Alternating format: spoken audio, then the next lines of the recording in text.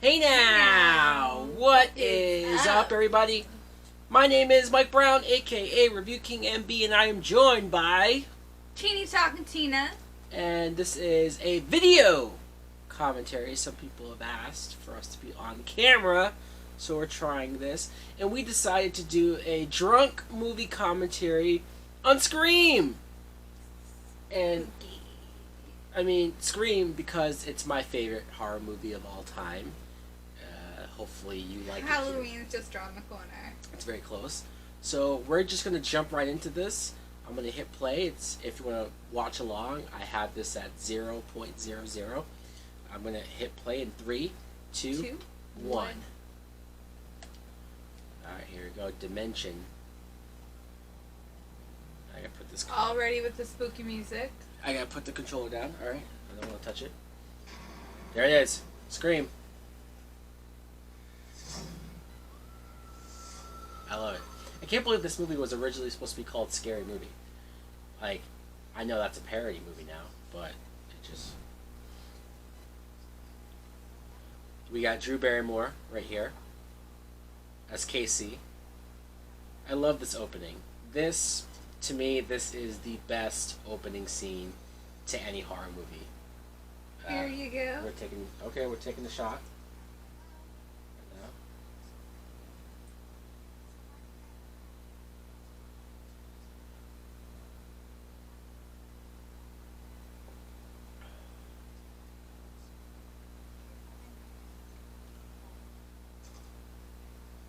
We just recently watched. Oh my goodness. We just recently watched Drew Barrymore on Hot Ones, and she talked about how she fought to play this character. to play this character. She originally, I think they wanted her to play Sydney, because she's a big movie star, and it would be a big cue to promote Drew Barrymore as the lead in a horror movie. But she thought it would be her and Wes Craven thought it would be more interesting. She wanted to break the illusion. Right, because. You know, you usually go into a horror movie and you see the main character or you see the biggest celebrity as the main character. You know that they're safe. You know that they're not going to die. She wanted to break that, though, where at the beginning of the movie, Drew Barrymore, the biggest person on the cast, gets killed off. It's shocking, and you don't see it coming, and you think to yourself, wow, everybody's fair game. Nobody's safe. They just killed off Drew Barrymore. And I think Scream, this first movie especially, set a new precedent on, like, nobody's safe. You just spoiled the movie for people. Well, I certainly would hope that you guys have seen this movie already. If you happen, spoiler. I mean, this movie is a classic at this point. Shame on you if you haven't seen it. But yeah, I love this movie. This movie, it did something to me when I first saw it. It was one of those game changers. I think I related a little too much to this movie as far as certain characters and the whole movie tone and metaphors and like even just the killer talking to her right now. I think people think back on Scream and think that it's goofy or think that it's silly or it's not scary. I'm still scared by it. People forget though that this first scene is terrifying. You know, seeing what this girl is about to go through. How many kids were left home by themselves? Well, yeah, think about being this age and how easy it was to be home alone. You think nothing of it. And, you know, shit like this happened to kids. Teenagers. What's your favorite scary movie? Oh, yeah.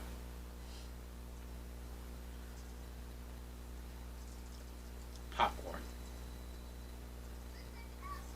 Listen, little hoop pitch. I love when the Ghostface voice gets angry because he goes up another level.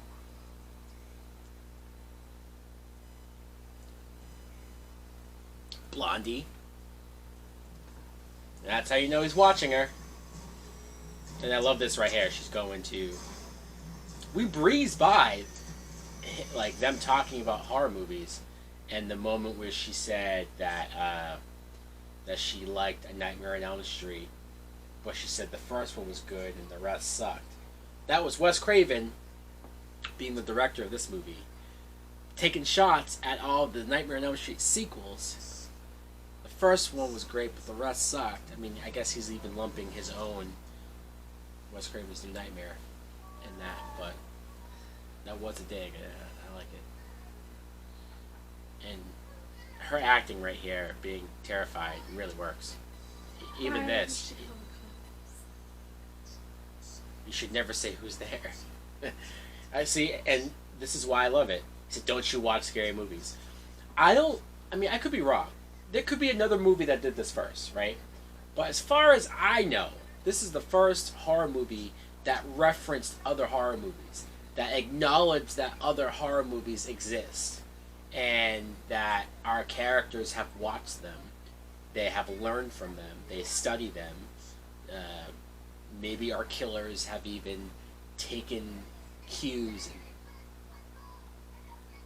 I told you this the last time we watched this. We watched this pretty recently at a drive-in a couple weeks ago. That was pretty cool. Just because, just to do it. It was playing. But I told you then that when she yells at him and talks about her boyfriend, he's big and he plays football. It always reminds me of in Scary Movie where that girl is like, he's big and he's black and he has a big dick and he plays. It's just like unnecessary information about her boyfriend. You can see her boyfriend before we actually see him. Well, because she originally said that she didn't have a boyfriend. No, but we saw him before she looked. Oh, in the reflection? Yeah. I missed that. But she originally said, no, I don't have a boyfriend, because she was flirting with the guy. And then, now you see that she did have a boyfriend. And poor guy's about to get killed. All because his girlfriend flirted too much. What's his name? Steve? What's his name? I think Steve. Poor Steve. Why aren't they watching a movie together? He came over to watch the movie, but now he's getting Well, he was supposed to. Right.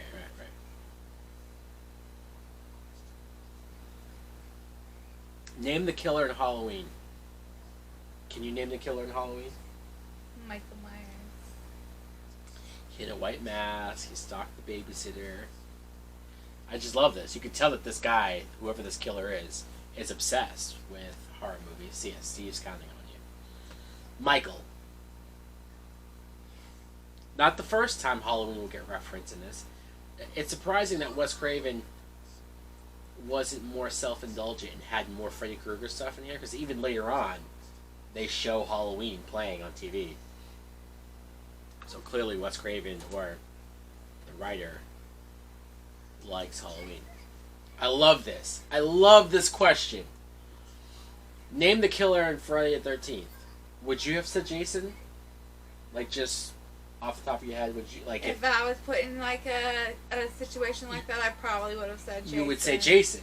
Right. And she's like, I've seen that movie 20 fucking times. And he goes, haha, you're lying. Even though we all know Jason's Mrs. mother, Voorhees. Pamela Voorhees, was the killer. And Jason didn't come into the sequel. I love that. I love how he's, poor Steve gets gutted right here. I think we even see the inside of his stomach. There it is. Yeah. There it is. That looks real, man. That looks good. Good in a horrific, gross way.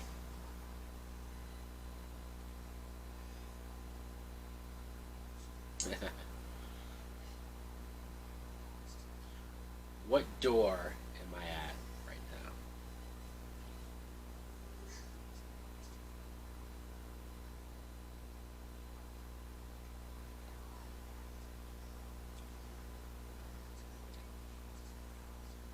Clearly this person has done their homework.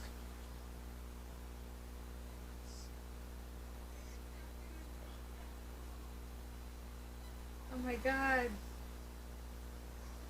Nice! This is also why I would never want to live in a house that has glass doors. Smoke from the popcorn. Fire's going. And she's still not shutting off the fire. No, well, she has a lot of other shit in her mind right now. she's in paradise. Oh, there he is. Goes up in flames. I do wonder what this movie would have been like if Drew Barrymore did play Sydney. It would have been a very different movie. It would have been very different. Not saying it would have been better or worse, but it would have... I don't think it would have been better. You know, well, I mean, is Drew Barrymore a better actress than Neve Campbell? I guess that's the question. I think she is a better actress. I mean, I love Neve Campbell as Sydney. Don't get me wrong. I can't picture Drew Barrymore doing 4, now apparently 5 of these movies. You know? Maybe she would. I don't know. She did 3 movies with Adam Sandler. That's kind of a horror movie,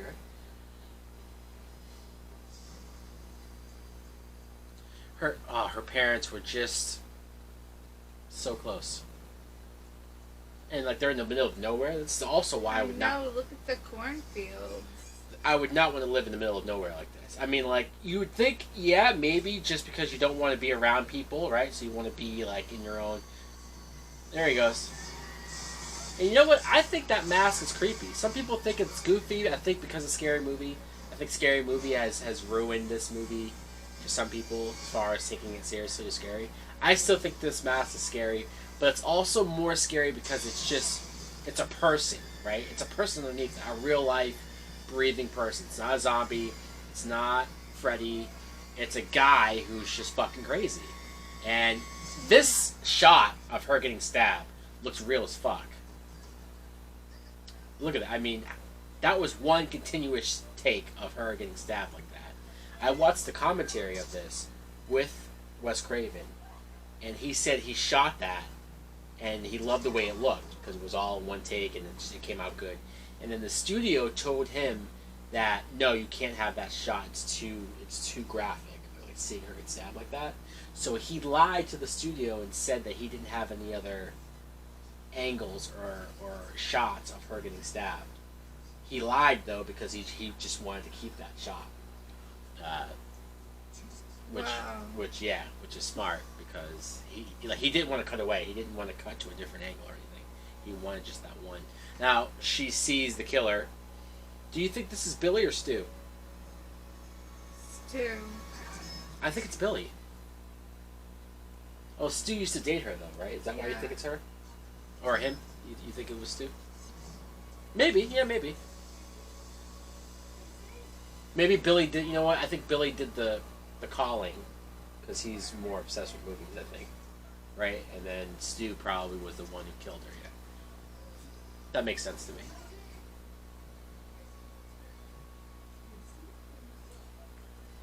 Did you take your shot? Yes, I did. Oh. This is where you realize, alright, she's gone. Yeah. But she's breathing, so it's almost like, well, maybe we'll get to her.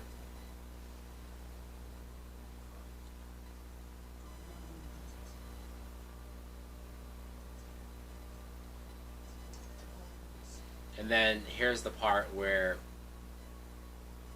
this is pretty horrifying too. Yeah, it is. Them finding her daughter hung up on a tree like that. I want to say too that I saw this with the commentary, and I think the writer Kevin Williamson said that the shot of her hanging from the tree, he got that from a real murder where the parents found their daughter hanging like that. That is fucked up, and they used it in a movie. Oh, well, of course. I mean, I bet you know how. If I was writing a horror movie like this, I would take from real life crimes and make a movie out of it. Here's our introduction to Sidney Prescott, played by Neve Campbell. I mean, look, I think Neve Campbell is great. I do. I think this is her first big role. I know she did Party of Five before this and during this. You ever see that show? No. Show lasted like 5 seasons, I think, in the 90s. Her, Matthew Perry, Jennifer Love Hewitt. No, I've heard of it. Not Matthew Perry, sorry. I know. That Matthew like Fox. Matthew Fox. Matthew Perry is Chandler, right? Yeah. Yeah. Now I'm thinking of Friends. Wrong guy, yeah. I know. Matthew Fox from Lost, you know. You ever see Lost? No, never saw off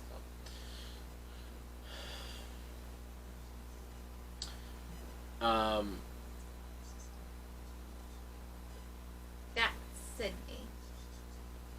I can't picture This to you is Sydney. No, yeah, it's definitely hard to picture somebody else as Sydney, right? That's why I never want them to remake Scream. Like, when I say remake Scream, they're calling Scream 5 a reboot. Even Scream 4 felt like they were trying to do a reboot. They made the MTV Scream TV show, which I've shitted on enough times. The acting is horrible.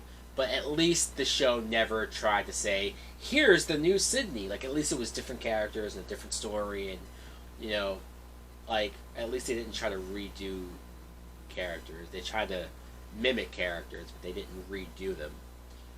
I can't picture anybody else as Sydney. I think she's great. Because there's no other that can be Sydney. I think Scream 1 is her best, though, because she is a teenager. She is naive at the beginning here. I like the dynamic of their relationship, though, to where, like, he's clearly the bad boy. He snuck in. He wants to have sex with her. He's a horn dog, right? He's like, he just can't wait to do it. And, like, a part of her wants to, but she's also trying to maintain that innocence. We see later that it's connected to her mother, right? She doesn't want to become the slut that her mom became, so she's holding on to that virgin status. Yeah. There's a lot going on there. And I like it. What do you think of this actor, Skeet Ulrich, that plays Billy?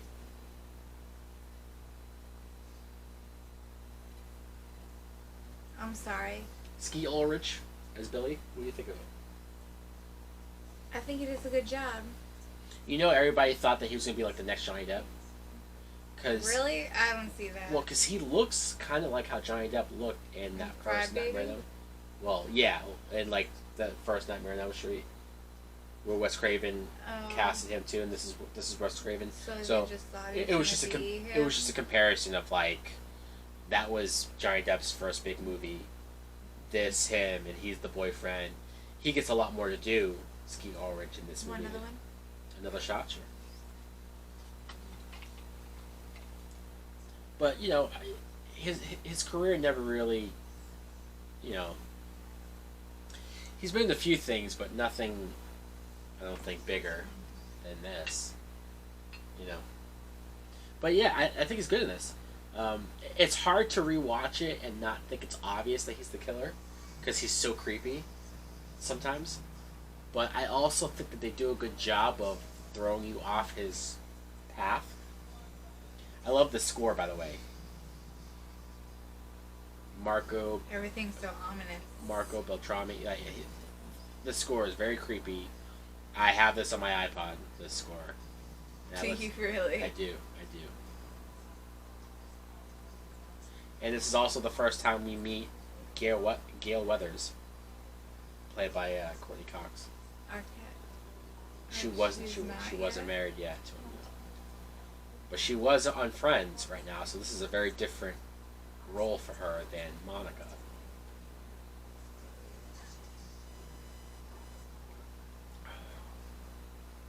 Rose McGowan as Tatum. I actually like Rose McGowan a lot in this movie. I know she's just the best friend, and she's Dewey's sister, which people forget, right? That she was Dewey's sister. I like her because she's spunky, she's full of energy, she's very different from Sydney. But she's also not a bad person either, right? Like, she definitely doesn't deserve to die when she dies, so I feel bad for her in that way. I also wonder, like... Spoiler, man. Well, I mean, come on. What is with you? You want me to pretend like we've never seen this movie before? Come on. And I love this shot of Sydney looking at Drew Barrymore's empty chair. It's like sad and, you know. It's your turn. Yeah. Oh my goodness. So many shots. We never want to know what this was like, or what this would be like, having to like be questioned by cops about a fellow student's murder. The Fonz. Do you get that reference? The Fonz. Hey. Hey, yeah, Henry Winkler. It's easy to forget that he was the principal in this movie because it's such a random casting. And no Adam Sandler around. That's true. I think the reason why I asked you about if you knew the Happy Days reference is because I feel like people know him now from Adam Sandler movies or something, like young kids. Now, I was just thinking about this when we saw this in the drive-in.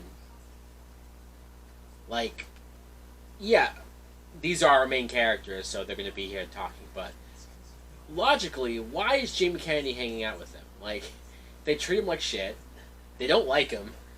He annoys the hell out of them. You know, it's like, why are they friends in any way? I like it, though. I like that, like, it appears that they hang out. Because he's Karen. Karen? You know, an annoying friend that you have. Oh. Is that what we call her, that? Yeah, We like, call fuck you, Karen. Oh. I thought you were going to say bye, Felicia, or something. She's Felicia.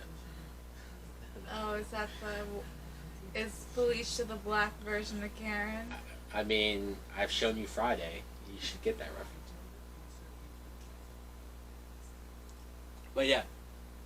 Oh, so is that Stu's alibi that he was with Tatum all night? Clearly he wasn't with her all night.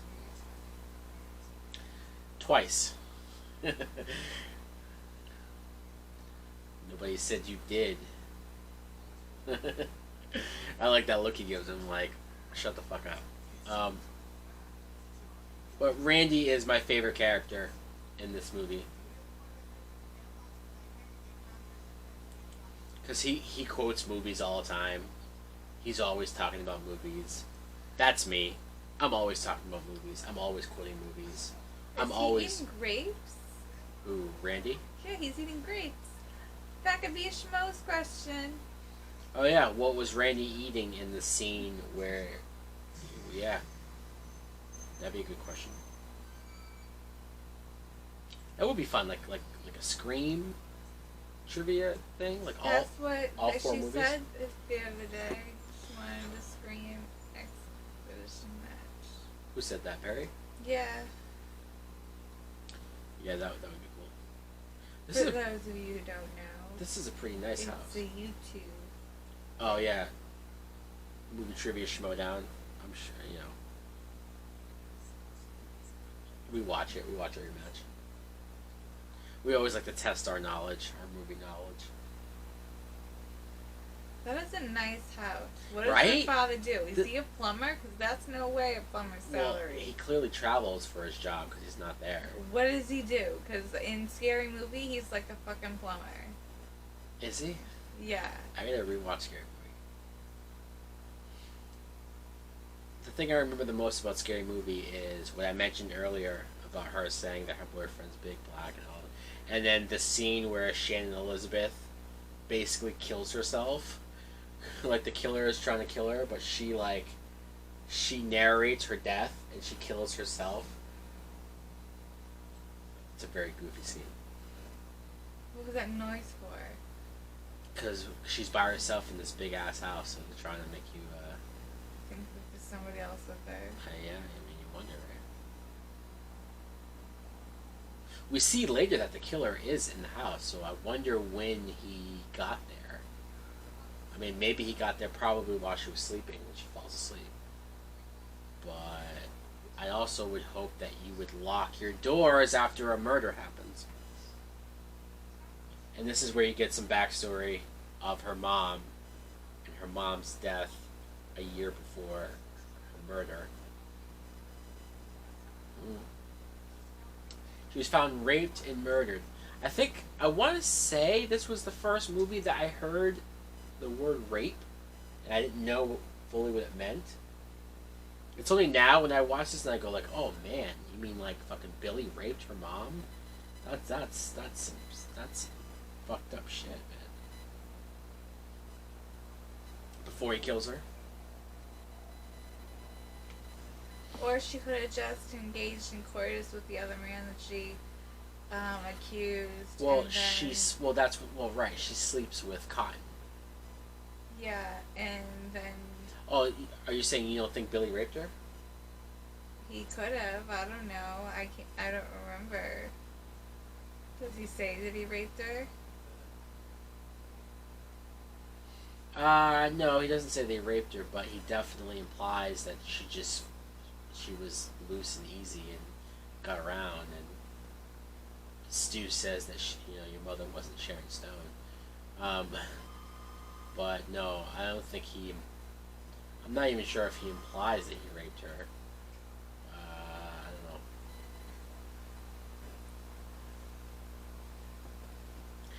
Now Tatum says practice friendly. What do you think she does? You think she does like she's a cheerleader? You think? Yes. Probably. Yeah. She looks like a cheerleader, right? Tatum. Yeah. You don't really see Rose McGowan anymore. I mean, I see her shitting on men in Hollywood, talking about how like horrible Hollywood was to her. But like as far as like acting goes, I don't really see. I think the last movie I remember seeing her in was that Conan the Barbarian remake with Jason Momoa. I don't know if you saw that. I didn't. Oh, here is the killer. Right out of a horror movie or something. he just this guy can't help himself. He just brings up horror movies all over. Now she thinks it's Randy, which is interesting. Isn't it interesting that she didn't immediately go to her boyfriend? Because her boyfriend talks about horror movies a lot. She went to Randy first. Now here's the line where she makes fun of horror movies about how women are dumb in horror movies. They run up the door. Of course, when the killer chases her, what does she do? She runs up the stairs. He's blocking the front door. Is he? Yes. We'll see it in like 5 minutes.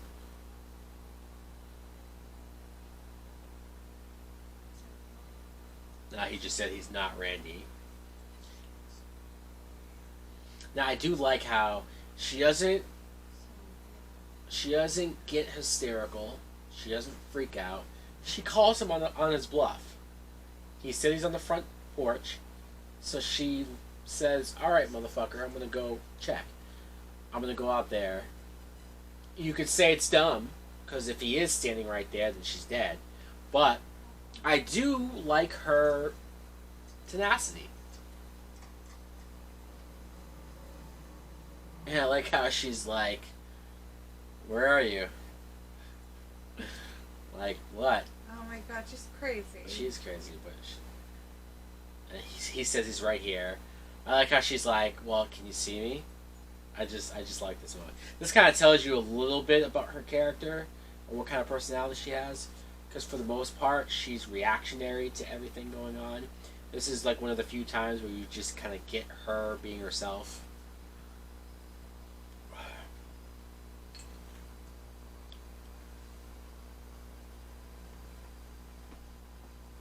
And you're waiting for him to pop up. You're waiting for him to attack her. Yeah, and I've seen this a bunch of times. I'm still waiting. You're still waiting for him to like come out and get her. I like how she's picking her nose. And she's like, "What am I doing?" I like this.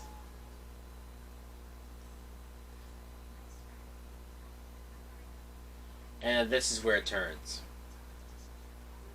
He just brought up her dead mother, and that's fucked up. Now she's like, "You asshole."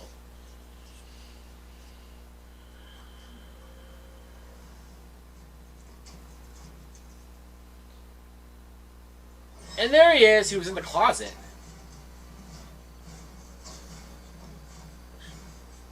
All right, I want to. Oh my god. I want to see. How long? Oh, that part always gets me when he slams her head into the floor.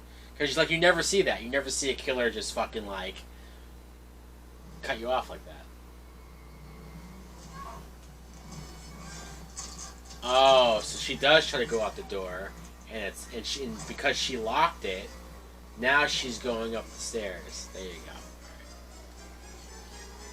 So she's not stupid. No, she did try to go out the door. I like this setup that she has with her room, where the closet door can block the main door. I like that. Oh, hey, this is another moment that I remember from Scary Movie, where in Scary Movie, Anna Faris goes in the computer and calls 911, but she says, "Help, white girl in trouble," or something, and the cops come like fucking raiding down 20 cop cars to save her.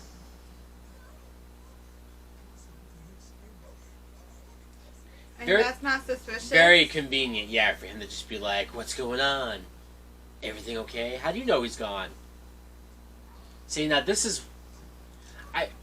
I've seen this movie too many times to remember how I felt about this. About if I believed it. Like, I want to say that I did think he was innocent when I first saw it, because they make it so obvious that it's him. I love how, though, back in 1996, it was super creepy that you had a cell phone. Like, if you had a cell phone, you were a fucking killer. Yeah, like, nowadays, it's like, well, fucking everybody's a killer, right? What's Dewey doing? I love Dewey. I love Dewey. I know I said Randy's my favorite character, but Dewey's, like, my second.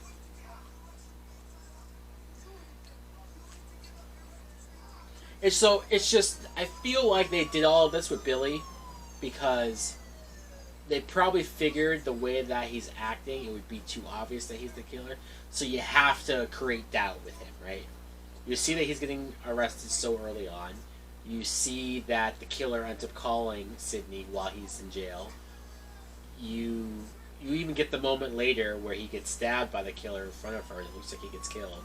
Like, they try really hard to steer you away from him. And I like it. It's smart. What kind of car is that? A Beetle. I'm not good with cars.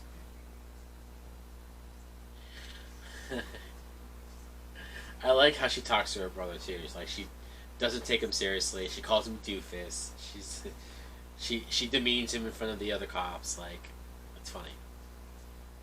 And he takes it so personal. Well, because he's trying to act like he's, you know, he doesn't want to show that he's embarrassed. Yep, there she is. How does she even know? She must have a contact, or she must have something.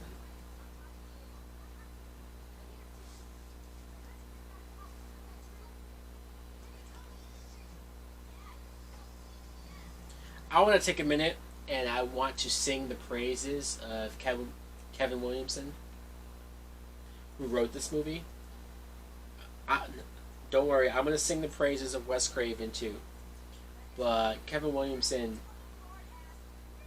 because I'm sitting here thinking about all of these characters that are in this, right?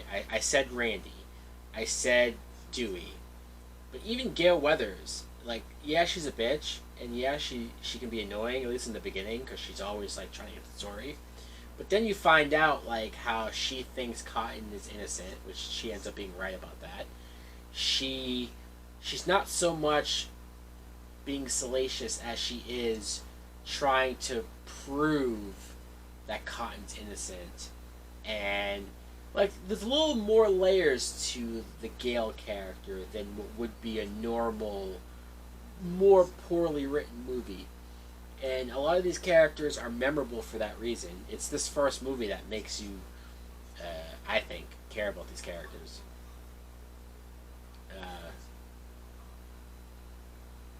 Oh my god. And he's gonna get away with it. Oh, well, because... But even his father has doubt. Yeah, I love how his father looks at him. Because this is when he's like, you went out last night? Like, even his father, you know, doesn't know what Billy does. Billy sneaks out and does shit all the time.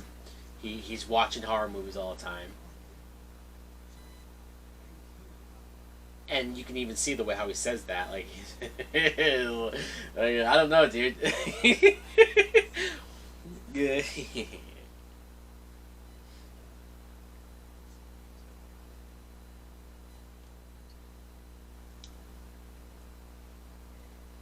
Yeah. You look guilty as fuck, dude. he's just staring at Sydney. It's like, what are you doing to her? Look at Gail. Makeup. Her camera guy. Poor Kenny. Her camera guy. Right? Poor Kenny. Poor Kenny. Even in South Park.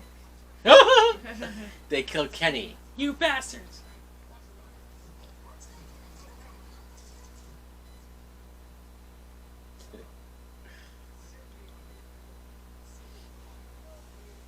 Do you remember when you first saw this, if you thought Billy was the killer? When I first saw this, I thought he was innocent. I think, yeah. I want to say I thought he was innocent, too. It's been so long since my first time watching this, but I want to say I believed him. Or, maybe not believed him, but I just kind of thought like I just felt like it was probably somebody else. I like that this costume is just a random costume that anybody can buy, so, you know.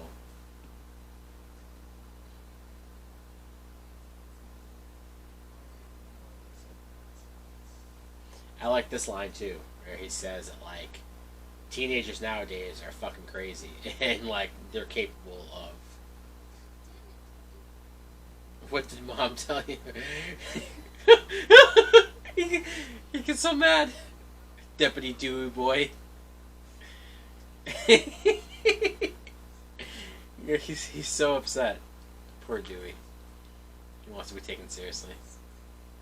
The janitor's your superior.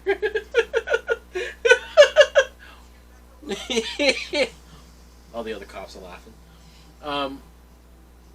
That's terrible. That poor man. I feel bad for Needs more Dewey. respect. I do. Yeah, I know. Hey, by the fourth movie, he's the sheriff. Imagine that shit.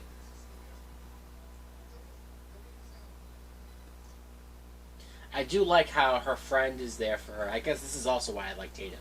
She's there for her. She's by her side. She's her support system. I like this moment too for Sydney. I tell you, this is the best written Sydney is in all four movies.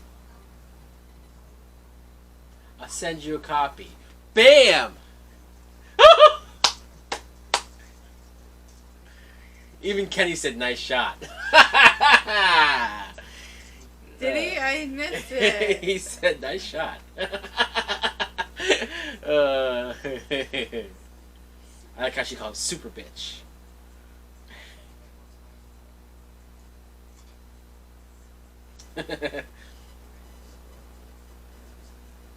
But see, so like even after a scene like that, whoops, Whoa! I dropped the shot glass. Sorry, at least it was empty. Even a scene like that, it would establish that like Gail is the bitch, right? And like you would expect Gail to get killed in this movie because she's like a bad person, or at least that's how. Scary movie. Oh, I'm not gonna be in the sequel. That's in this movie. No, Shannon Elizabeth. Remember? But Rose McGowan says that in this movie. She says, "Please, Mr. Ghostface, I want to be in the sequel." Yeah, I remember, but I was talking about Shannon Elizabeth. I don't remember that. When he cuts her up. Well, I just remember that she breaks her own leg, and even he looks at her like, "What the fuck?" Oh, excuse me. And then he cuts her head off, and then even with her head decapitated, she's screaming. And so the killer just called Sydney. Billy is locked up. I love how Dewey answers the phone. Hello. There's nobody there. So that's supposed to make you think, oh, it's not Billy because he was locked up. Poor guy, innocent. There's Liev Schreiber as Cotton Weary. He's in this movie for like 60 seconds, if that, right? Maybe 30 seconds, maybe 20 seconds. Just in this one shot. That's the only time we see him. He plays a big role when he comes back in the second one.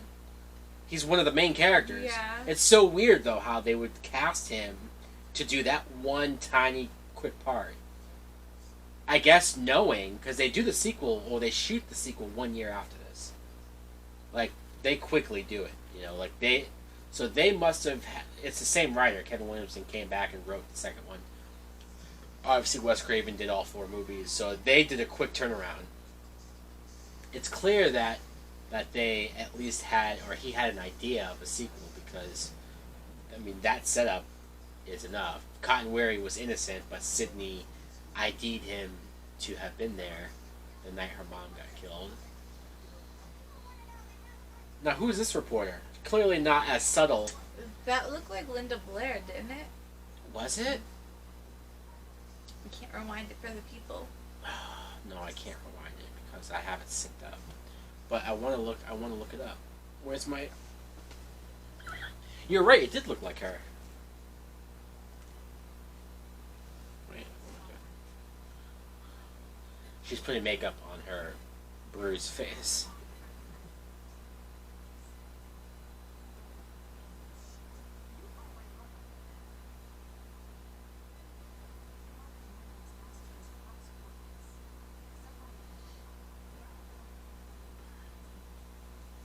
Now here's where Gail tells her that Cotton Weary is innocent. Creates a little doubt with Sydney. I'm looking up Linda Blair.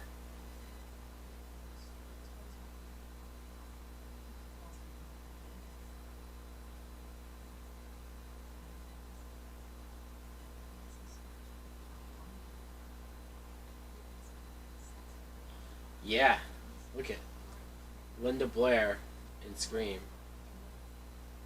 I knew it. It looked like her. I think that's hard to know. Yep, Linda Blair as obnoxious reporter.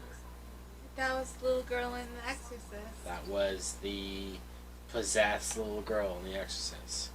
Fuck me! Fuck me! She's also in Supernatural. Linda Blair? Yeah, you know that episode where the cop is bad and they find the... Supernatural's been on for 15 years. Yeah. Fucking no. The hooker that... Well, okay. No, I believe you. I'm not going to remember it. They have the same necklace. Alright, whatever. Scream. Supernatural's been on way too long for me to remember. I barely remember Castiel.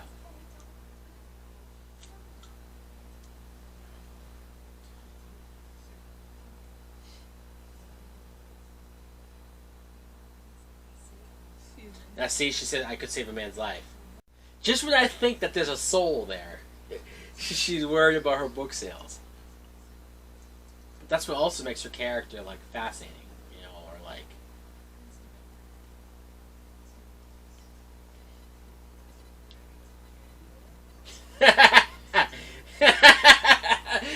You had him Brendan as a Candyman. Now look at this asshole. That's a dick move right there. Of course, Stu thinks it's funny because he wears that suit half the time. But that's how high school would be. People would be insensitive, and they'd fucking be idiots. Oh, there he is. You still think it's me?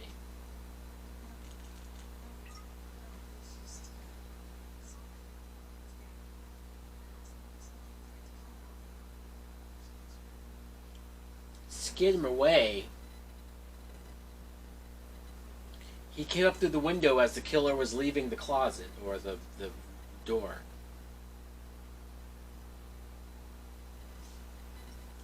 Cops don't know shit.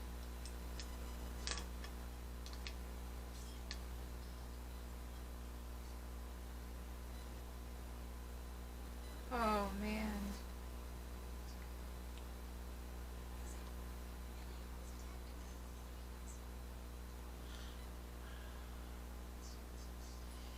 Yeah, she hasn't wanted to have sex with you since her mom died. Imagine that.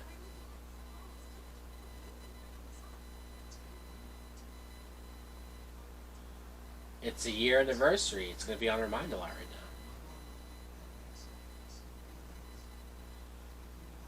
She's not dead.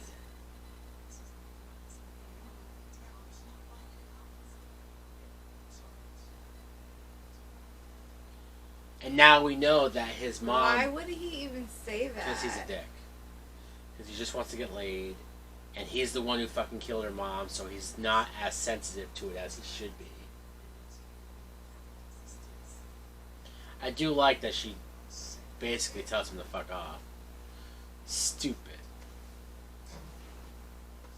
Now these are the assholes who are running around in the costume.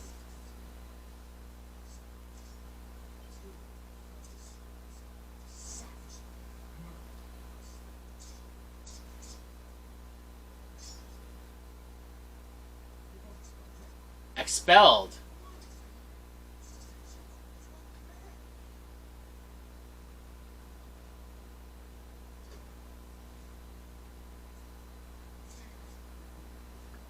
Woo!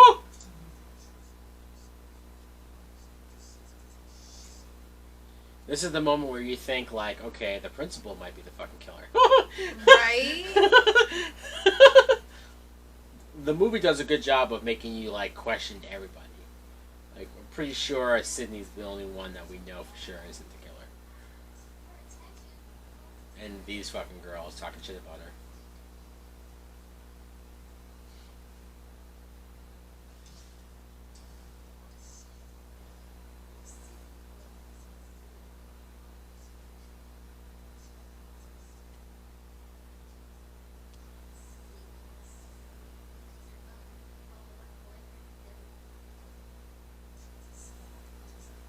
Ugh. Ugh. These girls are such assholes. Oh, they are.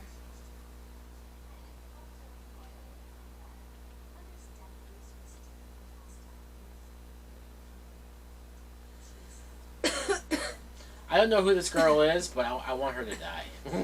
I do too. That fucked up to say. Let's do a shot for her death. Alright. For her non-existent death. Yes. See, they kill Tatum, Rose McGowan, but they don't kill her.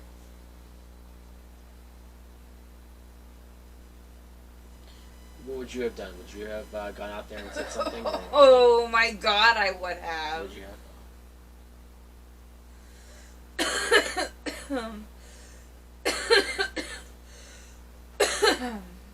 You alright? Yeah, I swallowed the drink wrong. That's why I need to swallow the other drink. And you put it down somewhere. What drink? This? The other stuff. This? Yeah. And you pour a shot for you, then for me. Here is the part where we still don't know. I guess they left this ambiguous. If this is really the killer or if this is somebody pranking her. We don't know. What do you think? I can easily see Billy not going to class and just like following her all day. And maybe this I'm just fucking with her? Yeah. Yeah. Especially after what she said. See? Like, it's somebody wearing black boots. Is that Billy or Stu? I think it's Billy. Right? In the costume.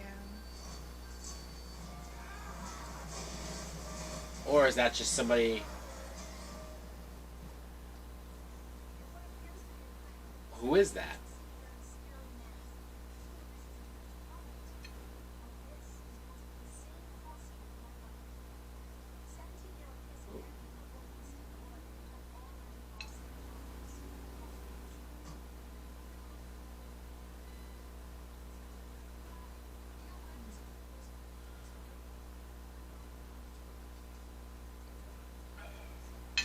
That's the guy. She hit her in the cheek.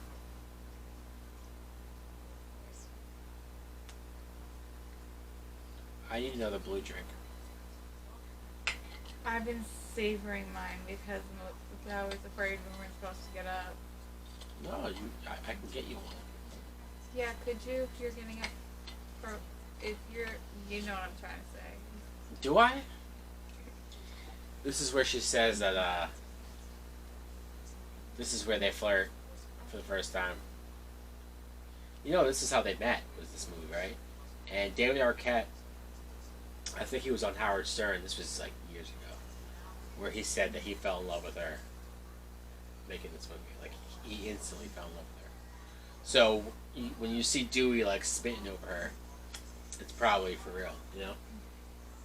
And he said that like he tried so many times to hang out with her, or like, and she wasn't really receptive. But somehow, clearly, he fucking ended up marrying her, and then divorcing her. But you know, or did she divorce him? Who knows? Who knows? But he got her. He got her. He got her. He got her in her prime, her best years. Yeah, he did. This is stupid. See, did he improvise that?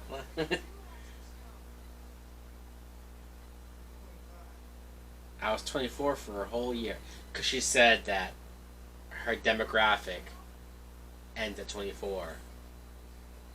He's saying he did watch her when he was 24. You're not... If it was Stu, I don't think it was Stu. Because, you know, Stu's taller. Where's Billy? Where the fuck is But, Billy? right, I think it was Billy. But, like, was he just scaring her? I guess he was just scaring her, right? Even the scene earlier when he attacks her... I assume the person that attacked her in the house was Stu, because Billy comes in through the door, or through the window. But I assume they weren't really trying to kill her. They were just trying to establish Billy's alibi.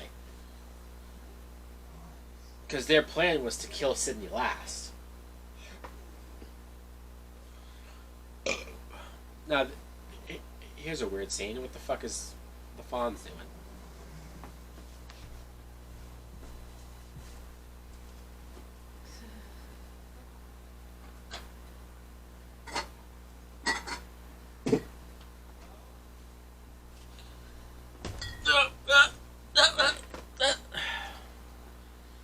Did I miss Wes Craven? No? I don't know. Do you know that Wes Craven has a cameo in this? The director?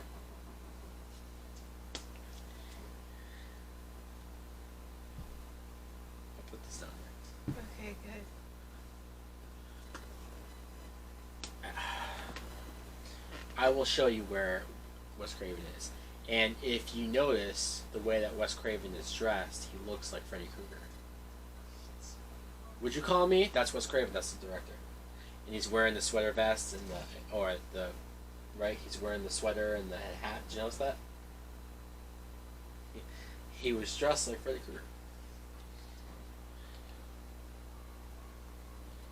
Krueger. Would you call me?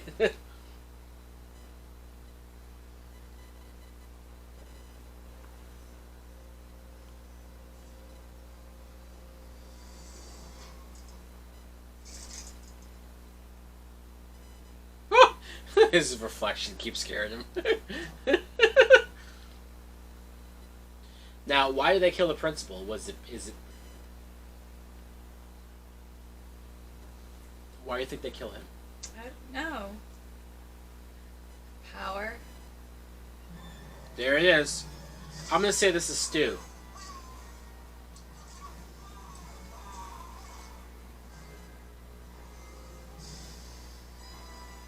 Because it looks like a tall dude. I'm just guessing. I like that shot of him in his eye reflection. For I think it's summer. Billy, because Billy wasn't with the girls. Oh, so he was like planning on killing them? Yeah, maybe. He might be right.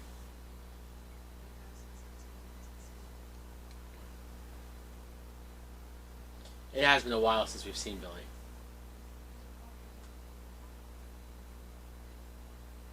See, Sydney doesn't want to believe that her mom was cheating on her dad with Cod.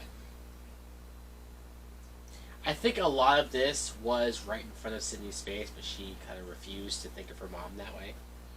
And so this denial on who her mom was is why she has a hard time dealing with it. Have you heard about the Richard Gere gerbil story? Ew, gross. That's that old. 96, yeah. That he liked having dribbles stuck up his ass. Ew. Yeah. I mean, like she said, you can only hear that story so many times before you start to believe it. Look at Wes Carpenter flicks. It's Wes Craven and John Carpenter, but she just combined the two. Clearly, Tatum doesn't know her directors. There's the killer. Oh my goodness. Did you notice that before? No. That he's watching them? Yeah.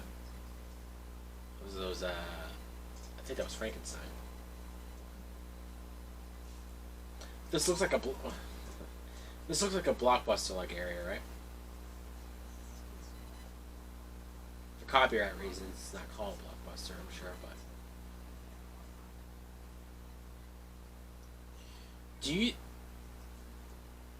The Howling? I never saw that.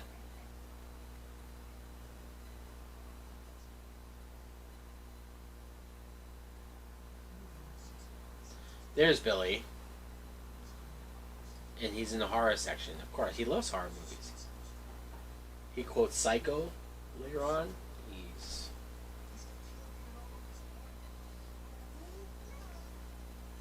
Of course, Stu is going to back up his guy here. If they watch Prom Night, they'd save time.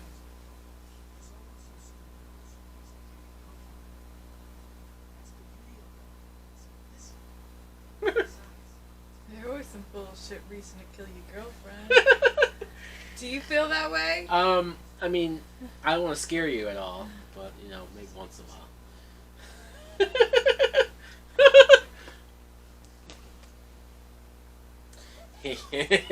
He asked if Sydney would...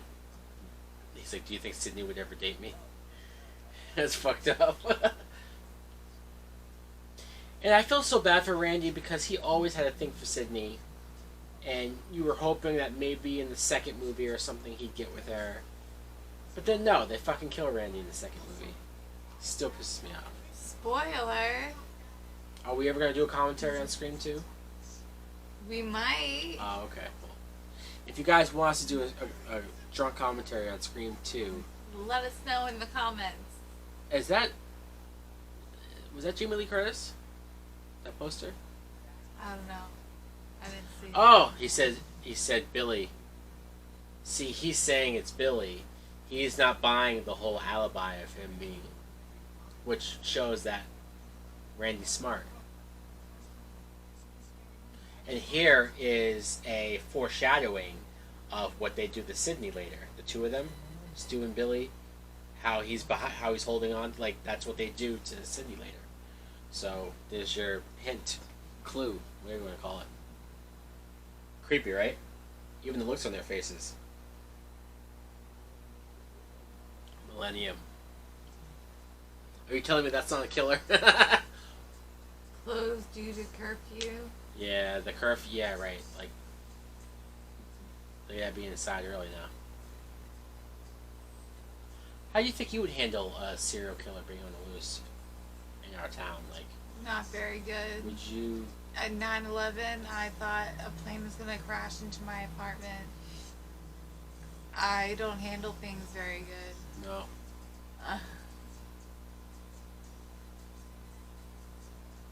How early is the curfew? Like 9? Is it? Or 7? Seems still pretty early for these places to be There's closed. a killer on the loose. No. I just don't know what time the curfew is. What are you looking at? Oh, you drink?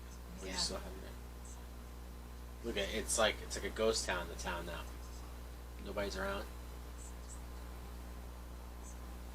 If they this is where they mention. If they make a movie about you, who's going to play you, Sydney? She said Tori Spelling. In the sequel, Scream 2, when they show Stab is the movie that's based off of this. Would you stop spoiling everything? Tori Spelling plays Sydney in Stab, which I think it's hilarious. They set it up where she said Tori Spelling. Now, like, it's almost like they're saying it as like a dig at Tori Spelling, though, because Tori Spelling is not a good actress. She's not. She's horrible. But they somehow got Tori Spelling to do the Stab version of it, and you see... She probably was flattered. Yeah, she probably didn't get that they were making fun of her. So, Tori Spelling plays Sydney. Do you remember who plays Billy in There's a Killer Again? Or, I mean, I say killer, it could be just some dickhead following them in costume. Do you remember who plays Billy in the stab scene that they show in Scream 2? No. I'll give you a hint. He's in Stargirl. That DC show that we're watching right now. Owen Wilson? Luke Wilson. Oh, Owen Wilson's brother. The blonde one. Owen Wilson's the blonde one. Owen Wilson. We're doing a commentary for Scream, not Scream 2. I just think it's funny. Because he has his hair all, like, down over his eyes. Like, he's all, like, goth and shit.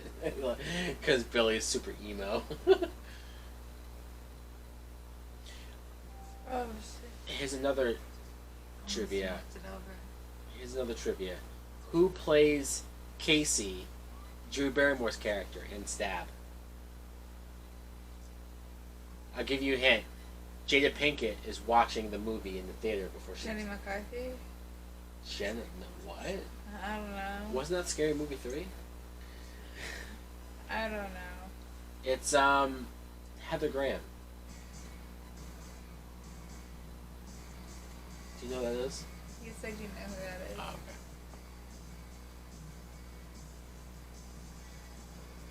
We got a house party on our hands. Kenny. Yeah. I like Kenny. I low-key like Kenny. I feel bad for what happened to him, too, but... Me too.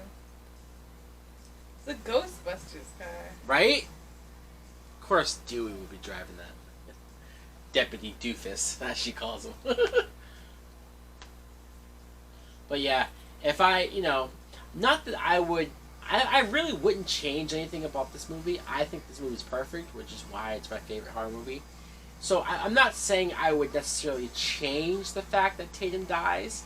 I just would like to see her stick around at least for the sequel. Because in the sequel, I know you said we're not talking about Scream 2, but in the sequel, Sydney's best friend in Scream 2 is like some black chick that I just don't buy being Sydney's friend. She's super annoying. It's just you're not Sydney's best friend. Stop it. And of course she gets killed. Remember in the scene where the killer drives them in the cop car and they crash, and then they have to climb over the killer in the driver's seat? You don't remember that? No. Well, that's the scene where her best friend gets killed. I think it would have been more effective if you kept Tatum alive into the sequel and then have Tatum get killed in the sequel in that same role.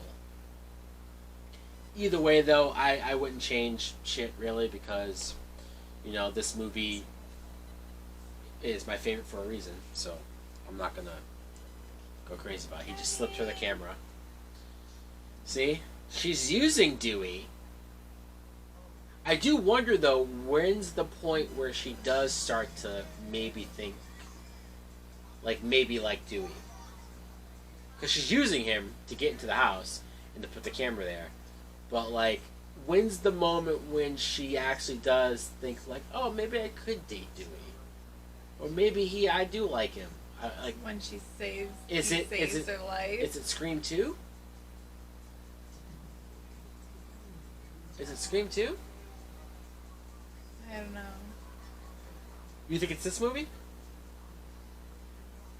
It's gotta be a little bit. Oh. Everyone's excited that Gale Weathers is there.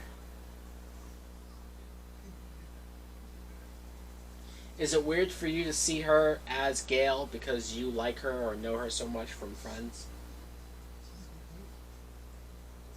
Tina? I'm sorry. Is it weird for you to see her do for gonna be 5 movies as this character because you know her and like her so much from Friends? And her character's very different in Friends? It's different. It's very different. She But said it's not that's weird. She said that's why she wanted to do this. Because she got to play a bitch and it's very different from Friends. She wanted to be a bitch? She wanted to just play something different from Monica. Monica's very, like, you know, strategic and planned out. Look at her nipples. Why are you looking at her nipples? Because they wanted you to look at her nipples. Come on. You know they told Rose McGowan, don't wear a bra. You know, here's some icicles. She's wearing a bra. Here's some icicles. It's... Come on. I mean, like, they were at attention there. Like, notice me. Ta-da! On display. I'm not complaining. Hey. I think Stu kills her. You think Stu kills her? No, I don't... why? Why would he kill his girlfriend? You think he really... The fucking cat. Every horror movie there's a cat. That's why I don't like cats. You think... Why would Stu kill her? I don't know. I'm gonna guess it's Billy, because isn't Stu at the party? Yeah. Now, he asked her for a beer. So I think he set her to get killed. I think he knew she was gonna get killed. I'm gonna guess, though, that it's Billy. I'm gonna guess it's Billy. I'm gonna guess that, like, it was Billy's idea. Billy said, hey, we need to kill Tatum. And Stu maybe was iffy about it, but said, alright, but I can't do it, you do it. I could be wrong, but... I could be wrong. I think it's more fucked up if it is Stu. You know what I mean? It's a fucked up movie. It's more fucked up if it's Stu. I'm gonna guess, though, that it's Billy. I spit on your garage. Nice.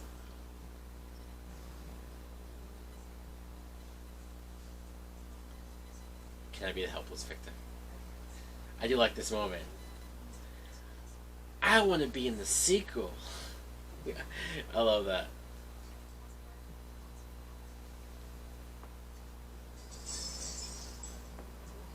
She thinks it's Randy too. Everybody thinks Randy is a fucking nut.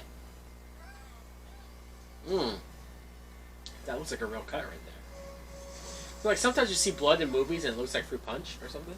That looked like real blood right there.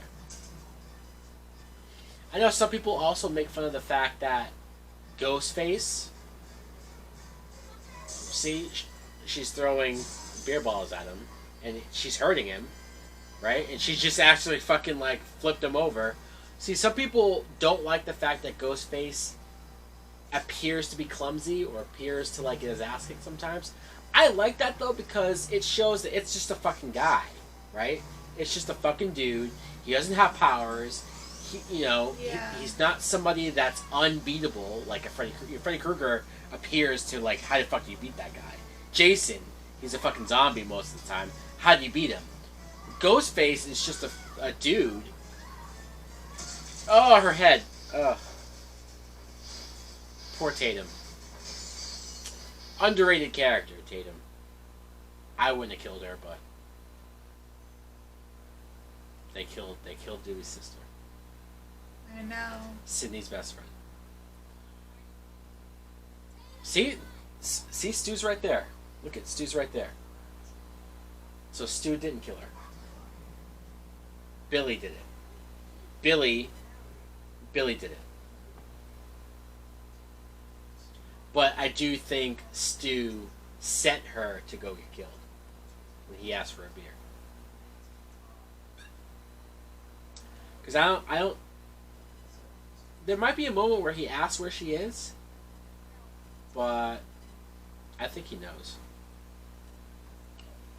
I mean, it might be a little fucked up if Billy just killed her on his own and didn't tell Stu. That's very possible, you know. He just, like, was like, fuck it, I'm gonna kill her. Poor Randy. He actually thought he had a chance, as if that was Alicia. This is a year after Clueless, by the way. He said that at the drive-in. Did I say that? Yeah. Well, I'm saying it on camera for the first time. They haven't heard it yet. Oh, there's a 30-second delay. Because, you know, the 90s and technology. Hell, I feel like if I live stream this, it would be like a 10-second delay at least, so.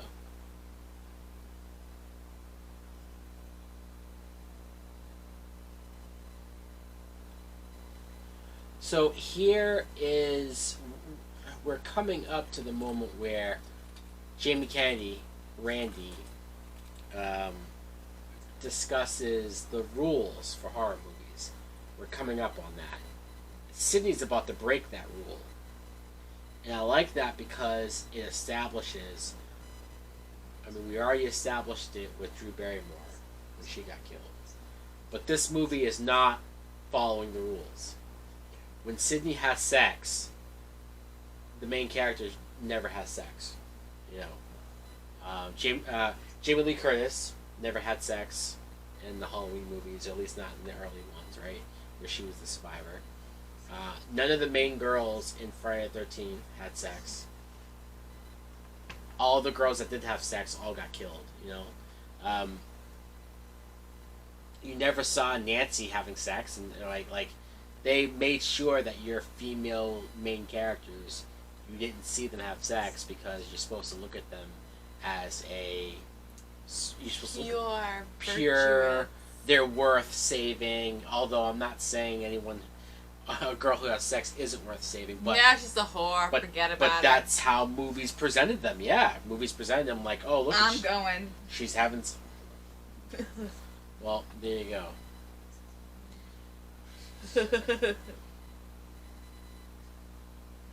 It's all a movie. See, he looks at life as a movie. Which, like, I mean, look at his eyes. He looks fucking crazy. He to him, this isn't even. He's not even thinking about that he's killing people. He probably just thinks that it's a part of. He probably loves the idea. If he was alive to see it, he would love the idea that this got turned into a movie, right? That they made a movie called Stab, based off of this. I mean, that's like his dream come true.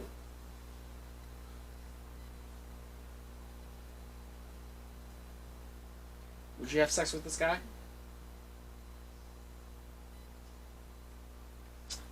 No. So you think this is dumb for Sydney to have sex with him? She's a teenager. She just wants to be loved. Now, do you think at this point she still suspects him, or do you think she doesn't suspect him until after they have sex? Because I think she still suspects. Yeah. Him. At this point, but still have sex with him. She's not 100% sure. It's kind of weird to be having sex with somebody that you think fucking killed your mom and killed everybody. She's trying to convince herself otherwise.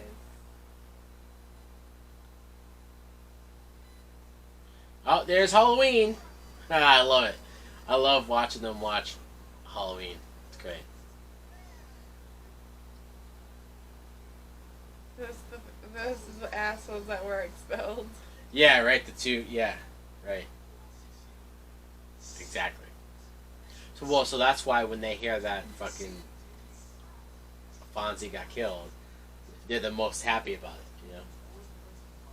See, Jamie Lee Curtis was always the virgin. That's true. She was in Halloween. She was in Prom Night. She was in The Fog. She was in all these horror movies as the virgin main girl. Well, she wasn't pretty, so it's believable. What? You know what? You didn't think Jamie Lee Curtis was attractive? Did you? You ever see that fucking striptease dance in True Lies? No. Oh. Did you? I mean, I saw that scene. I haven't seen the movie. How did you see the scene? So here's the scene where Randy is talking about the rules of surviving a horror movie. He says, okay, number 2, you can't have sex. Number 2, you can't drink or do drugs. Everyone's fucking like toasting. I love this moment. This is even in the trailer because it's a great scene. Sure. I'll be right back. Oh! I love it. I love it. It's so stupid. And he's going into the garage and we don't make that connection. So yeah, clearly he's gonna go and see Tatum. And he doesn't react to it. He doesn't come back and say, "Oh my God, she's dead." He goes like, "Oh, he killed her." I mean, that's probably what he says. Yeah.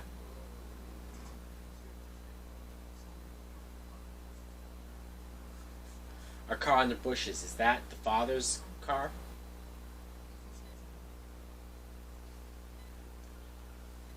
deputy of this town.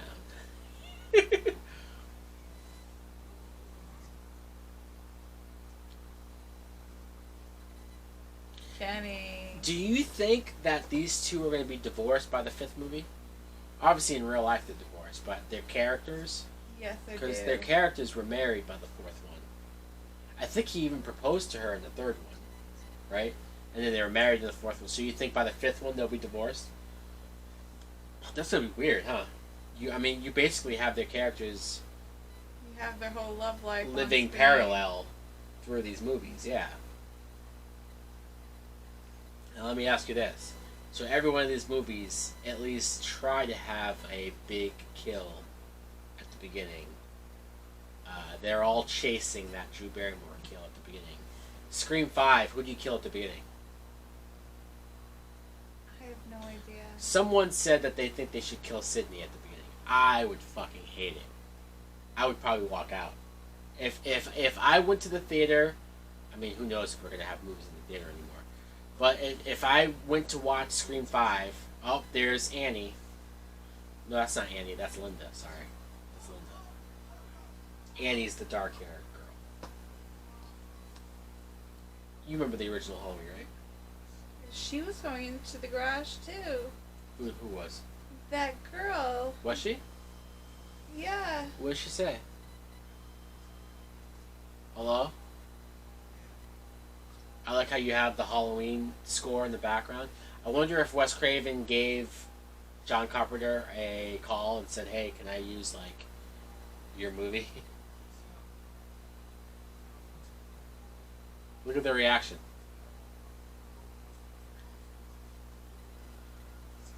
Let's go!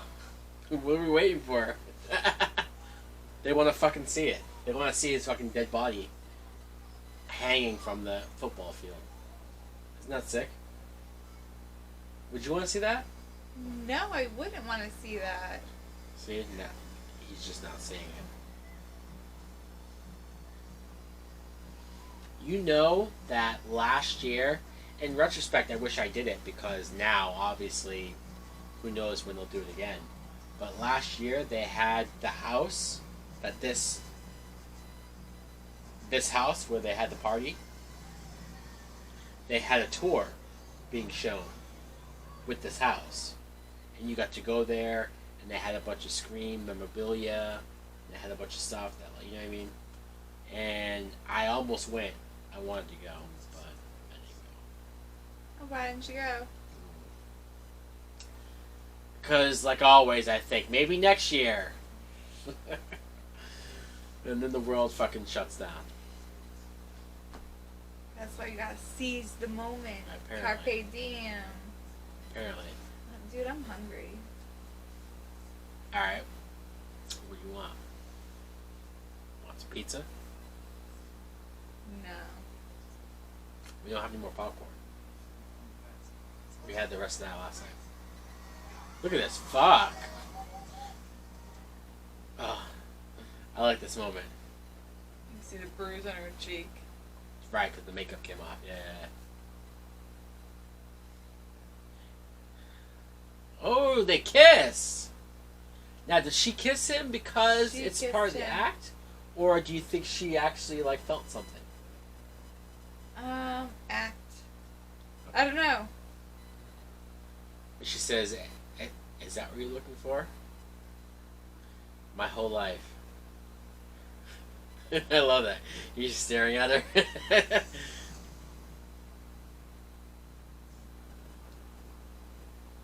So you think she kissed him not because she wanted to, but because, like... I do feel like this is the moment that you said, though, that he saved her life.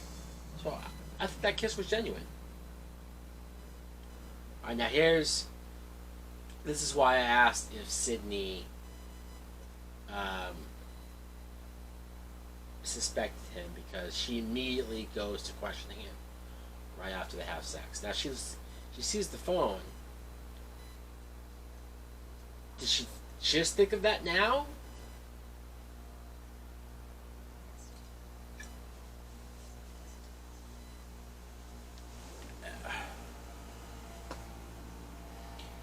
Now, she knows he's lying because the sheriff called his dad. Bullshit. I do like, though, that she's smart. She's too smart. Yeah, because he didn't expect that. If you call somebody, right, if you call somebody and they don't answer, you get another phone call, don't you? No, you don't. Oh, you don't? You're screwed. I guess you can tell I've never been arrested. Me too. Yeah.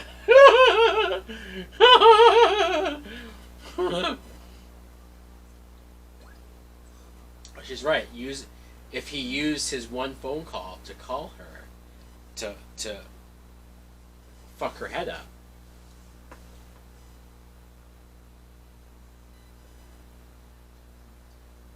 Not look so brooding.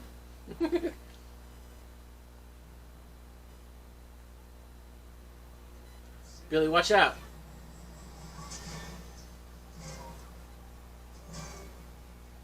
See, like, you can see that he's stabbing him in certain places.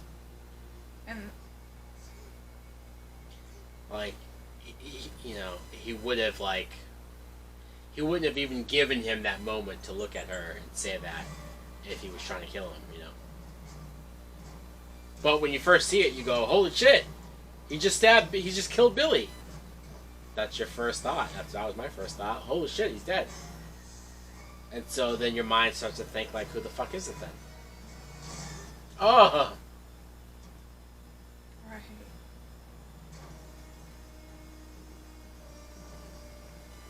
But yeah, to me, it's, horror movies, for me, it's more scary when it's just a guy in a mask trying to kill you, because it's realistic, and also because when you get supernatural, when you get demons, when you get to a guy with powers, the rules become a lot more complicated.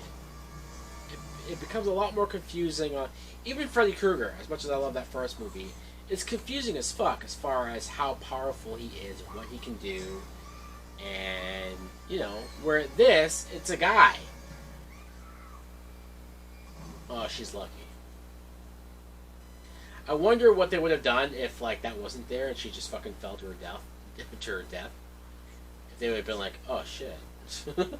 Like, that wasn't the plan. Damn it. And she sees Tatum! Poor Tatum. Ugh. I like that they at least gave that moment for Sydney to find her, because nobody else fucking reacted to her dying. They all went to the garage. I love this moment where Jamie Kennedy reacts to Jamie Lee Curtis from Halloween, and he's yelling Jamie. He's yelling his own name while the killer is behind him. I love it. Look behind you, Jamie. Behind you. Jamie. I love it. Whoever did this, whoever's idea this was, is great. I love it. It's hilarious. That's great. Good stuff.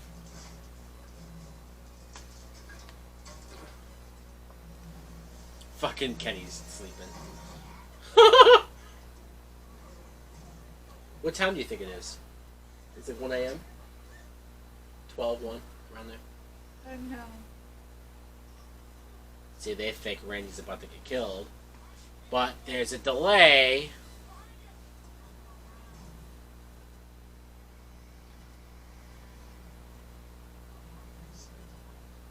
This is also why I like Kenny. I mentioned this to you at the drive-in. Kenny, he gets stabbed or he gets his throat cut, and he's trying to tell her the door. Literally as he's dying, he's telling Sydney how to get out of the fucking van and get away from the killer. The last thing he does before he dies. I probably had to see this movie like 6 times before I realized that. Before I realized that Kenny was just trying to tell her where to go. Look at that. Right? I mean, that's... Yeah, I saw it. I had to pay attention. I was like, I wouldn't have caught that? the last few times. Well, When I told you at the drive-in, that's when you saw that? Yeah, yeah.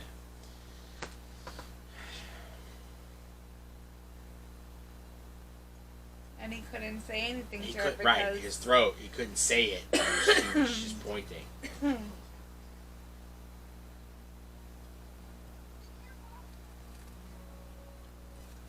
See, now she said be careful. I believe her. Do you believe her? Yeah, I mean, the way she said it, She's a bitch. And they shared that kiss. But, like I'm saying, this is where they turn Gale Weathers from being a bitch and from being selfish and from being, like, somebody that you wouldn't give a fuck if they died to now I actually do start to like her because she appears to be human. And she appears to try to do the right thing. Even there. Well, he probably went to the bathroom. Who knows? Or maybe he like started to look around and say like, "Where the fuck is everybody? Where's Stu? Where's Sydney?"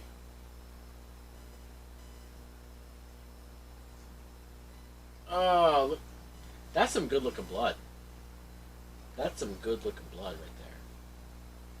It's dark. It's not too thick, but it's not too watery. Right? That's some good looking blood right there. Look how big that phone is. With the antenna and everything. The old phone. Yeah. Oh, there's Randy. He probably went to go look for fucking where everybody is. Wandered outside. Look at this. The blood all over the windshield is so fucking good, man. That's a good horror movie moment. And if you're wondering, well, how the hell did that happen? It's because the killer just put the body on the roof. So all of his blood just covered the fucking windshield, leaking down. She doesn't even really care that he's dead, though. It's fucked up. She yells at him to get off the fucking... Oh! Imagine if she just ran over Sydney right there. So, yeah. This is where you think, like, wow, Gail's a fucking idiot. She can't fucking drive. No. She's stupid. Yeah, right. So this is where you start to think that, like, yeah, Gail's pathetic. Fuck her. Useless. She'll make up... She just left her there. I know, right? She didn't even go to check up on her. Dewey.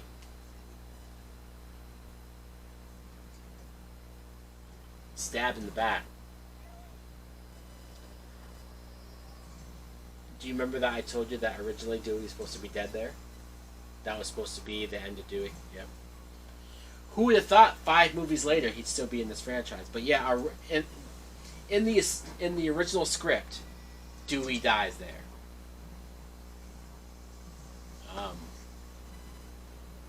I assume they kept him alive. Yes.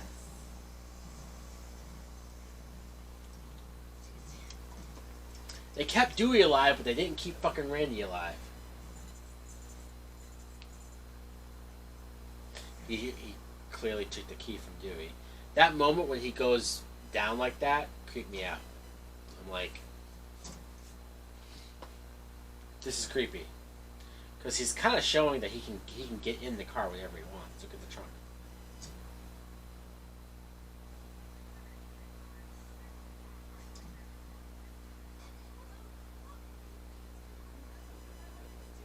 Stu Markers.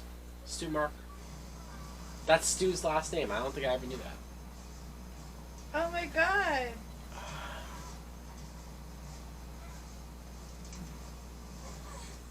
He almost got her. And then he's gone. Guy's like the Flash. So quick. Yeah. She's got so much blood on her. I like that she go...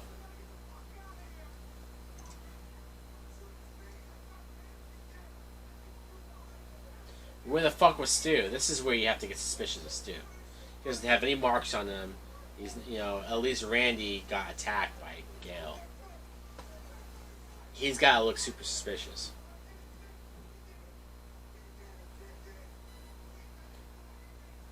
Fuck you both. Poor Randy. She locked Randy out there with the killer.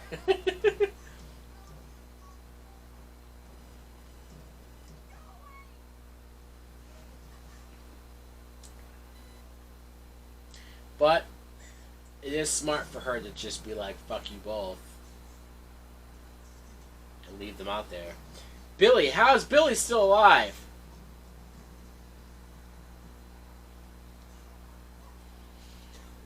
Come to think of it, though, did he? There's no holes in his shirt. He didn't get stabbed. Because I just said earlier that like the guy that he got stabbed. He didn't get stabbed though, huh? Because I'm remembering right now when he licks his fingers and he says corn syrup. So he probably was spraying fake blood all over himself as he was quote getting stabbed. We all go a little mad sometimes. Oh! Anthony Perkins, Psycho. Norman Bates.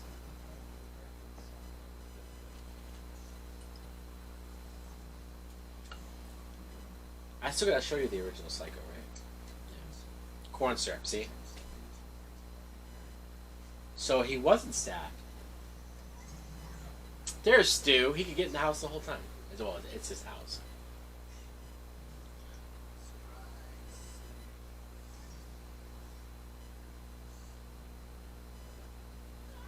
I bought a voice changer that doesn't sound as this good, but it's pretty close.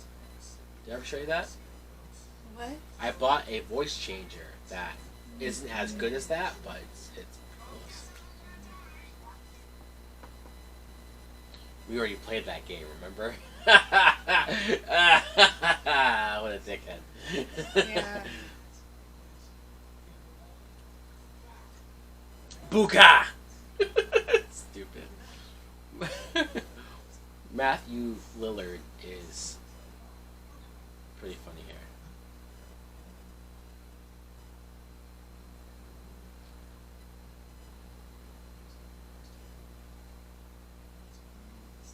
Watch a few movies, take a few notes.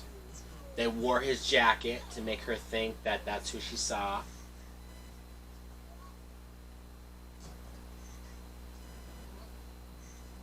Why? Now, in the original script, there wasn't a motive. In the original script, it was just them, which is why they have this line, right? In the original script, they were just bored. And they were just doing it just because. It wasn't until the last minute that a producer or somebody said, we should give Billy a motive. And that's where they worked in the whole, like, the mom slept with the father. And how would it be if he had no motive? How would the movie be if he just fucked? I think it would be a little more interesting if he didn't have a motive. If he was just fucking crazy. And he was just like I've watched so many horror movies that I just wanted to fucking go out there and kill people. I think it's a little more creepy. I get the motive, I do, and it's fine. Like, I don't hate it. But there's a part of me that wishes they went with the no motive things. Because even Stu looks like he didn't know what Billy's motive was. That this was all just for Billy.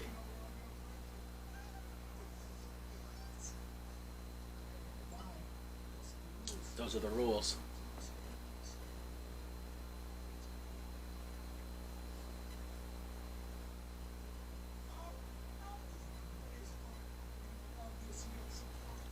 It's a scream, baby. I'll be right back. Stupid. Oh, okay, it's after midnight. There you go. There's your answer on what time it is. So see, he never says he raped her. He just says we killed her, so... Maybe they thought she was raped because she had sex with Cotton? You think? You think that's... yeah. Yeah. So see, I remember when we were in the drive-in, you wondered where the fuck the father was. I wonder how long ago they kidnapped him, right?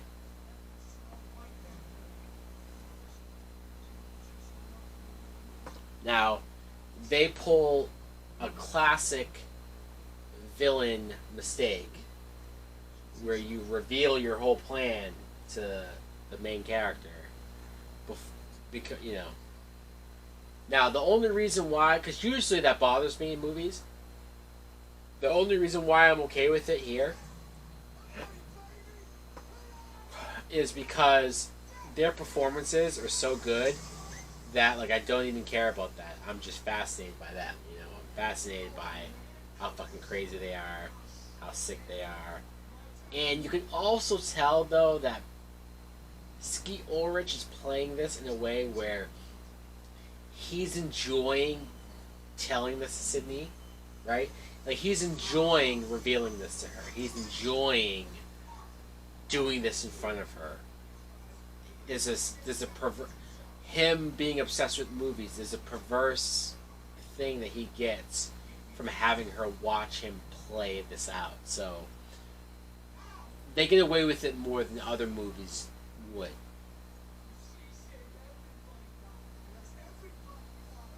But us.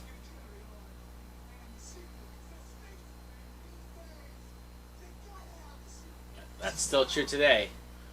You gotta have a sequel. Look at it. But now they're really stabbing each other.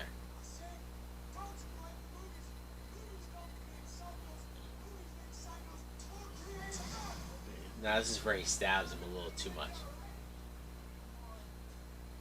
Feeling a little woozy here. Oh my god. Shaggy. Shaggy.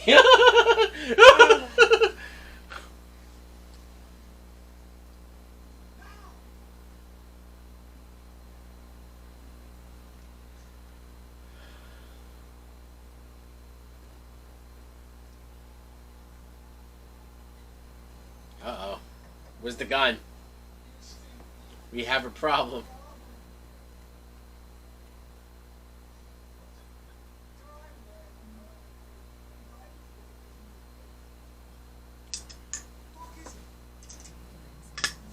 This is where Gale Weathers earns a lot of points right here. She looked dead, man. Still does.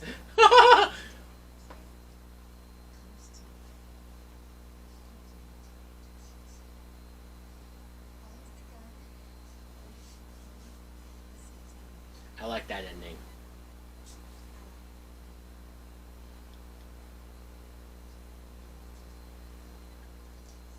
It works better with the safety on.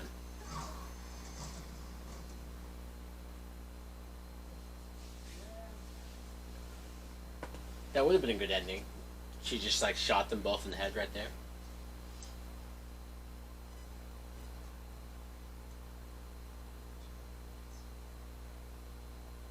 Oh, cracks his neck like that. I can't even do that.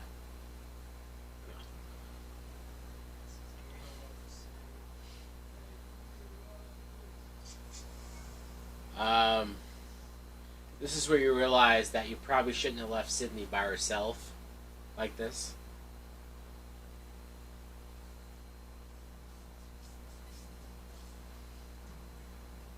Uh-huh. Spitting up blood. I love this moment. Should I let the machine get it?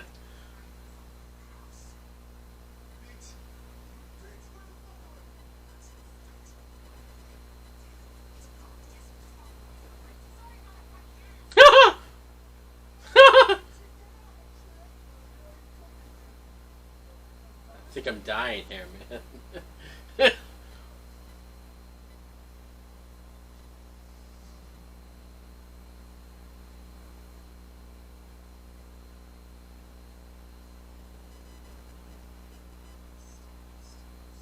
What's your motive?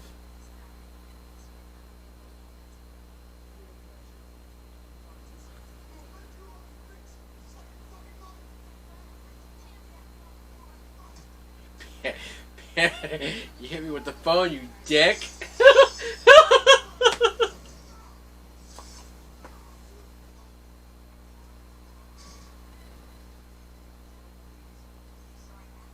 My mom and dad are going to be so mad at me.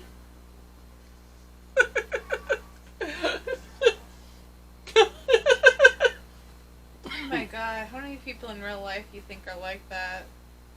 What?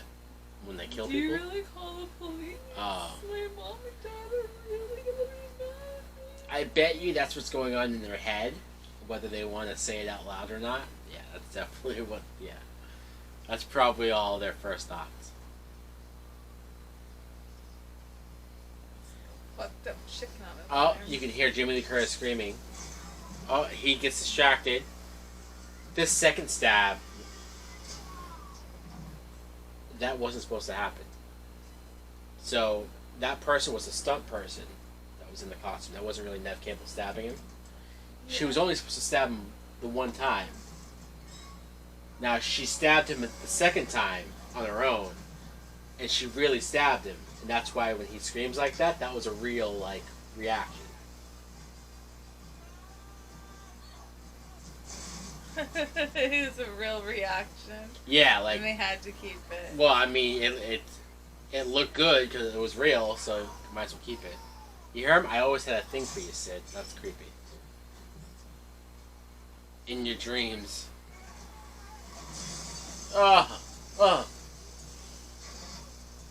Now, I told you this already, right? The original, he was supposed to come back in Scream 3. Yeah. Yep. Trust me, that would have been a lot better than what they did with Scream 3. Scream 3 is my least favorite Scream movie out of all of them. I know people don't like Scream 4. I would gladly watch Scream 4 over Scream 3. Randy's a virgin. Poor guy.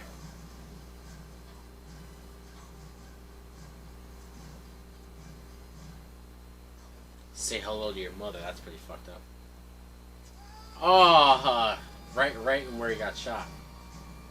Or stabbed, I think, right? Oh! See if he's not on now, bitch.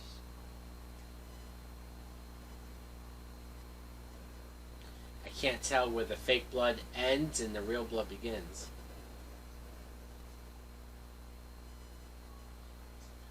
I remember the safety that time.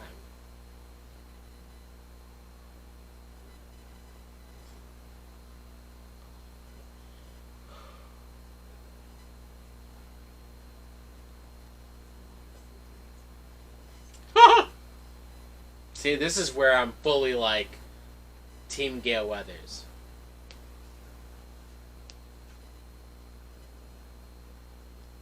And of course, Randy has to say they always come back, which is true. But this is why I like, oh, headshot. Not my movie.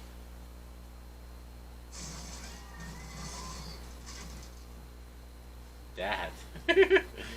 Remember her dad?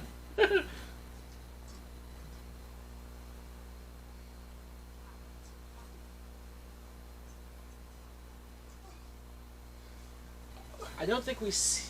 Okay, so Wes Craven really liked David Arquette so much that he added the scene of him being loaded into the ambulance. Which I don't blame him. You know what? I'm glad that they kept Dewey alive.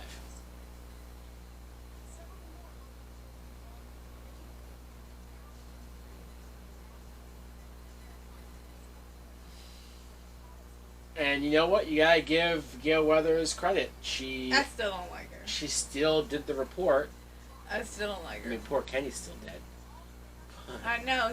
How did she get another She has a new cameraman on such short notice? Because, they work for a news channel that obviously has more than They don't even mourn Kenny's death, No, they for don't. Christ's sake. They mentioned his death in the second movie, though, but that's only because our new cameraman... Has stipulation. Well, the new cameraman finds out, like, halfway through the movie that her old cameraman died. And he's like, what the fuck? You didn't tell me that. And he just fucking leaves. And, like, the black guy goes, like, I'm leaving. And you don't see him again. He fucking takes a cab and leaves. And he survives because he was smart and he left. Good shit. This is Scream, not Scream 2. Sorry. Spoiler. Sorry. So We don't even need to do a commentary for the second one now. we can do it. We can still do Scream 2. There's many more things to talk about. There's many more things to talk about. But so what do you think of Scream 1? Marco, but I'm still scared every time I watch it. Yeah, I agree. I think some people think that this movie is just goofy and it's just, whatever, but I think that the Drew Barrymore scene is scary. I think the end of the movie is very fucked up with Billy and Stu acting fucking crazy and stabbing each other like it's sick. It's sick shit. But I like it. It doesn't say Arquette. Because they weren't married then. They were barely dating, if even. Rose McGowan, poor Tatum. I always, she's an underrated character for sure. Skeet Ulrich. But yeah, so this proves to still be my favorite scary movie of all time. I don't know if they even have Liev Schreiber. Doesn't speak. It's his he's in TV. He's in it for like 25 seconds. Yeah, but they knew a year earlier that they were gonna have a sequel. He was gonna have a big part in the sequel, which is cool, which is very cool. It's a very subtle way to set up a sequel, because like this movie could end. This shit was gonna be bomb. This movie could have not had a sequel, and it would work great as a one-off. It would be an amazing one-off. But Drew Barrymore's top billing. I think they have it in order of appearance. Nev Campbell is where? Well, because she's all the way down there. I think they have Even Casey's mother's above her. They have it in order of appearance. Do they? Yes. Okay. Trust me, you wouldn't have Steve, who barely says anything, above Nev Campbell. It's in order of appearance. I was gonna say, is Nev Campbell was she not that well known? No, she wasn't. I think this is like her first movie. I mean, like I said, she did Party of Five, but as far as like a movie, she did a good job. I agree. But yeah, this is my favorite version of Sydney, high school Sydney, who was a little naive, but still was brave, smart, fearless, capable. Fought back when she had to. She played, I love how at the end you saw her with the voice changer, calling them and fucking with them. Like, she went for it, and I love that. I love that. I'd say Sydney and Nancy Thompson from Nightmare on Elm Street are like my two favorite horror female characters. I like Nancy. Nancy's great. Well, yeah, Nancy's great. It's a Scream commentary. We could do a commentary on Nightmares someday, one day. Leave comments on what you think we should watch next. We could do Scream 2. We could go back to the X-Men. Mainly on horror. We could go back to X-Men, or we could keep doing horror. If you guys like horror, we can do all the Scream movies. We should probably definitely do all the Scream movies before Scream 5 ever happens. We can do Nightmare on Elm Street. We can go through the whole series. We can do Friday the 13th. We can do Halloween. We can go really extreme if you comment and say Hostel. Whoa.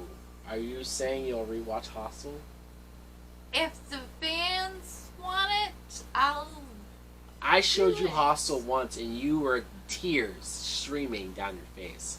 Like, you weren't bawling. You were just, like, in shock. It was sad. If you guys want to see that, I guess you can, hey, why not? But let us know in the comments below, did you like this commentary? We finally did video.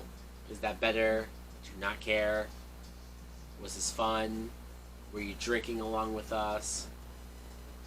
Where does Scream rank in your horror movie settings? I know not a lot of people have it as their favorite horror movie like I do. A lot of times I tell people it's my favorite horror movie and they get surprised because I think they don't think of it as a scary movie, which, like I said though, there are very scary parts in moments and sequences to this. I was scared. I'm gonna have nightmares tonight. But I think most people think of the funny aspects of it, which is fine. I don't see any funny aspects of Well, it. the fun. You know, like even Stu at the end freaking Stu out. going like this. Booga! you know, or like Randy's, you know, going through the rules of horror movies. Randy's obviously the character that I relate to. I like most. Randy. Yeah. She should be with Randy. You think so? You think Sydney and Randy would be a good couple? I don't think he's her type, if I'm being honest. Like, I wanted him to get her just for him to get the girl. But for her, I don't think he's a good fit for her, really. But, you know, hey. But what is her type? She just lost her virginity to a fucking psycho killer. So what's her type? Go mad sometimes. Because by the time go a little mad sometimes. By the time you get to Scream 4, she's not with anybody. Anthony She's clearly, she has some trust issues, which, understandably so. Poor Jerry. She's gonna be so fucked up. Poor Jerry O'Connell in the second movie, but let's not talk about that. That's her boyfriend. But yeah, all right. The credits are over. Hope you guys enjoyed. Thanks for watching. Like, comment, subscribe. Later.